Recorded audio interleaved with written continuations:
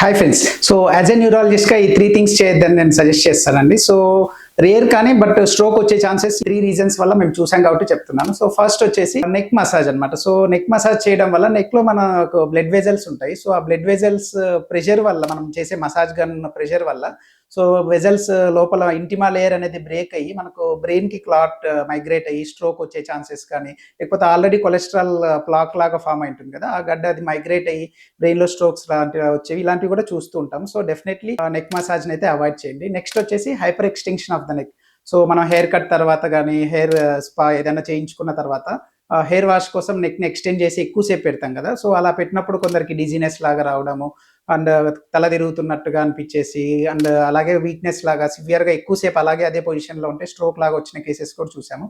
So definitely దీన్ని avoid చేయండి. And third వచ్చేసి మన ఫేస్లో డేంజర్ ఏరియా ఆఫ్ ఫేస్ అనేది ఉంటుంది.